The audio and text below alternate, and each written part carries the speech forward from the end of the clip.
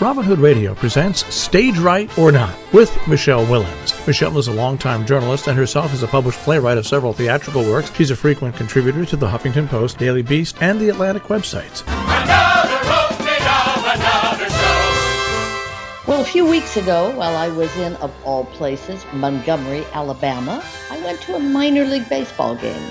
Top ticket price, $15, and the mile-long hot dog was about $1.50, I think. A trolley train went back and forth just outside the park. Extra points for any home run that hit it in its path. The spirits in the friendly crowd were high, even though the local team, the Montgomery Biscuits, lost to the Jacksonville Jumbo Shrimp. I kid you not. It reminded me of what baseball must have been like in its earlier non-sponsored, non-$250 million contract days. Well, I got another reminder this past week when I went to see a Roundabout Theater Company production called Tony Stone. Now, this is a true story about the first woman to play professional ball in the Negro Leagues. That was in the early 50s. The show is female-driven. It's at the Laura Pels Theater. It's written by Lydia Diamond, directed by Pam McKinnon, and stars April Mathis as Tony Stone. Mathis, who is a previous Obie Award winner, is surrounded here by 8 African-American male actors in baseball uniforms, but occasionally they take on other roles, including a white team owner and a prostitute. Girls without a source of income find it in unfortunate ways, Tony says. Hers is a tough role. Can she be determined, passionate, unsentimental, and somehow manage to win not only her teammates' hearts, but ours as well? Yes, she can. Now, let me be clear, this is not frothy, tear-jerking stuff. I don't talk sweet. I talk about the game. And the always, well, as usual, white audience does not get away without feeling just slightly shamed. Tony tells her story directly to us from start to finish. This story matters, she says. Otherwise, you wouldn't be there and I wouldn't be here. The intermission begins with her staring us down with, "You think you could tell the white people to care about us? They know we know what they're doing to us." Well, here this reminded me of Fairview, the recent Pulitzer Prize winner, now playing in Brooklyn. That one, without giving everything away here, almost demands that the audience walk in the character's shoes. And apparently the production of Raisin in the Sun in Williamstown ends on a similar note. The original words, written by Lorraine Hansby, are right there. They don't change one word, but apparently instead of going from mother to son, they are directed straight through the fourth wall. Now back to Tony Stone.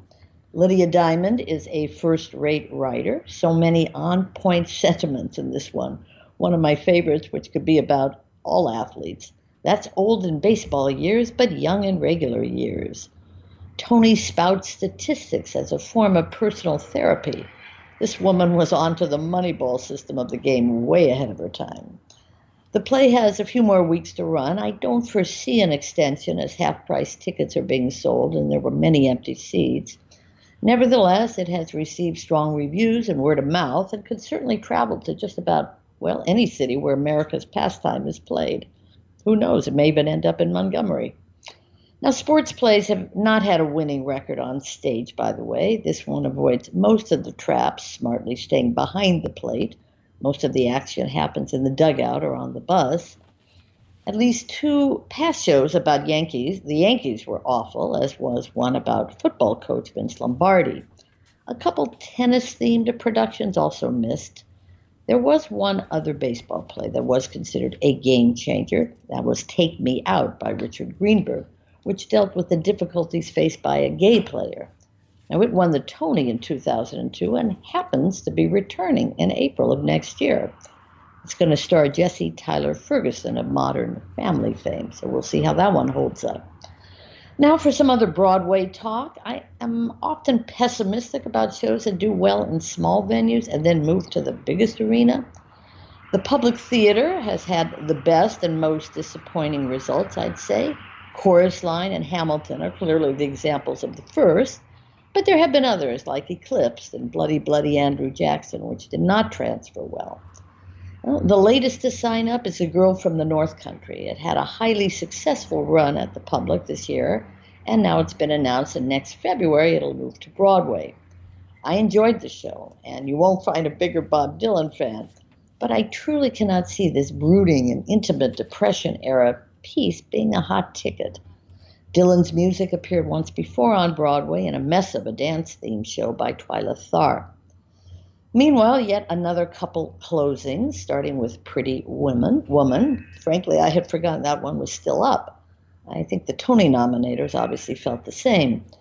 Pretty Woman cost some $17 million to capitalize, but was only pulling in maybe $600,000 a week. So the investors won't see pretty rewards. The one closing announcement that did catch me off guard was, in fact, the big Tony winner this year, The Ferryman. Now, in all fairness, dramas on Broadway have a tough time lasting even a year. And I always said this one would be a tough sell, a 3.5-hour play about the Irish Troubles. Written by Jez Butterworth, it had to be expensive with a huge cast, including small children and a couple animals. I would say this is hardly a show that can pick up and travel to the next town, but sure enough, the producers claim there will be a national tour at some point. Well, we shall see. Now, I know I mentioned theater investing quite a bit, and I realize it is a subject 99.9% of audience members know or care anything about, but it is interesting to me who chooses to hand over thousands, often hundreds of thousands of dollars. It usually takes about $250,000 to get a producing credit on the playbill. All shows are structured differently. Those who get in early, even while the shows are being workshopped, take the most risk. But if it goes all the way and is a hit, they will likely benefit most.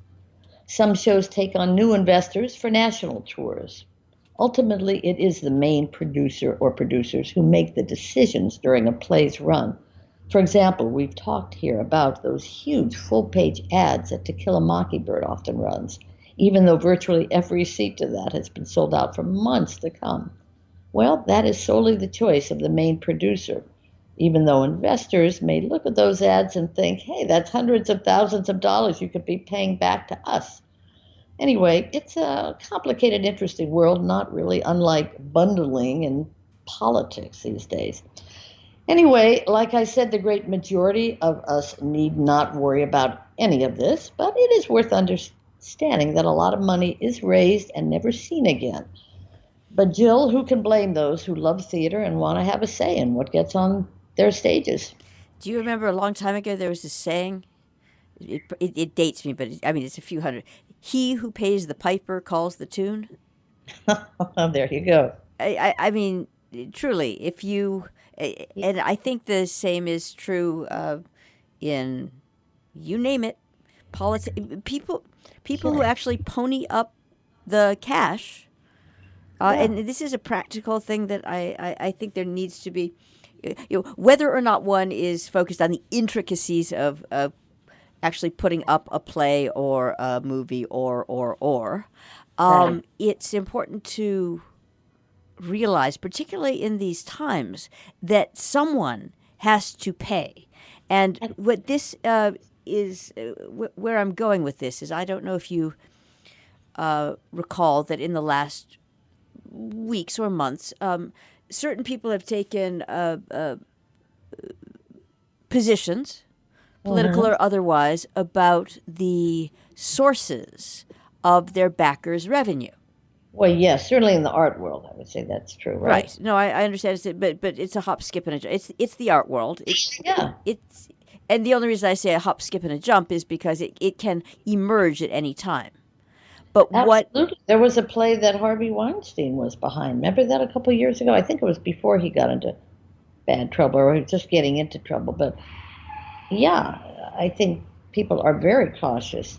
Look, nothing's happened with the Michael Jackson production that was supposed to be coming to Broadway. And my hunch is that investing money has dried up ever since the latest, accusations against him. But continue your thought. Yes. The complication is that when you take that view, and which is morally right, correct, mm-hmm. the number, and I'm not talking about Michael Jackson per se. I'm actually talking about the one that happened a couple of months ago, which shut down an exhibition that is never going to be presented, Okay. remounted. And it was at a museum, not Right. one of the top 5 on the planet, not the Hermitage or not the Met, Right. but it's the regular, underneath the surface of the top 5. It's the ones that Right. do the heavy lifting, that need the support. Sure. And so when you come along and you take a moral position, Right. what is not thought of in many cases is, okay, it's like, okay, that feels real good, which is great, but then what about the people who now don't get the funding? Because that funding, and Sure. again, I say this as running a non-profit in the fullest sense of the word here for years. Indeed. If it goes from one place, there's no automatic person that especially in these very, I'll just keep it all for myself times. Yeah. No one else comes running in, waving their checkbook, and That's right. so That's absolutely right. Matter of fact, I was going to mention nonprofits because even in the theater world, some of these companies, like the Roundabout, for example, are nonprofit companies, and all that means is the companies depend on support, public support, but each production doesn't per se. But that's a different issue. But I know exactly what you're saying. Look, when I go to hospitals or visit people and I see whose names are on these wings, I think, wait, that guy's disgusting, But I don't know. He's paying for a wing in a very important hospital. So philanthropists come in all sizes and shapes and, moralities. And it's very complicated. I mean, you see what's happening in a state like, was it Atlanta? One of the states on the abortion issue that voted out Planned Parenthood. So suddenly movies that were going to film there, suddenly a production of something that was going to be there closes down. it's No, we Georgia. don't want to support that state because of a stand it took. So, yeah, money is, investing money and losing money is you're lucky if you have it to invest and lose. But it's part of the I think what I want to say is it's part of the ecosystem. Meanwhile, yes, a bunch of places pulled out or said they were going to. Hard to know whether they actually did. The clinic Right. never shut down. Right. And then, if you pay attention past the first blink, you see that Clint Eastwood's making his next movie there. It's just because, unfortunately, in this, again, climate, I'm always curious. When people look back on this period, with the passage of, let's just say, 25 years, because some of the entertainment, I'm thinking specifically about The Ferryman, when the difficult plays are also surrounded by uplifting, happifying plays or musicals. Yeah. I would be interested in doing a study to see if the difficult plays last longer because it's a contrast. Well, I was thinking about that too when I heard about Fairman. I was trying to think what won for best drama last year. I think it was Doll's House 2, and that certainly didn't last a year. It's playing around the country. Dramas, let's face it, most tourists who go to Broadway want to see musicals. And that's just the bottom line. There's always a group from out of town who want to see the Tony nominees and don't care what they want to see the hot show and then go back home and tell people that they saw the show. But they're not the people that keep Broadway running, for a long period of time. So, and the musicals, we got a few winners right now, Hadestown and The Temptations. Tootsie, I consider a winner, but I got to tell you, it's on half price every single day. So they're hard to keep up. Beetlejuice is up there, but I don't know. Anyway, summer is shaky anyways, Right. You wouldn't, but it is shaky. So to get through a summer is the next big challenge. And we'll see where we are in come September. Stage Right or Not with Michele Willens, produced in the studios of Robin Hood Radio, robinhoodradio.com.